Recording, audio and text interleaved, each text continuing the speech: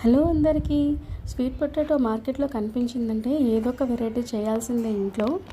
దీనికోసం మార్కెట్ నుంచి sweet potato తెచ్చేసుకొని ఇలా కట్ చేసుకొని ఉడికించేసుకున్నాను. దీన్ని పక్కన ఉంచేసుకొని ఒక బెల్లం గడ్డ తీసుకొని కొద్దిగా తురిమేసుకున్నాను.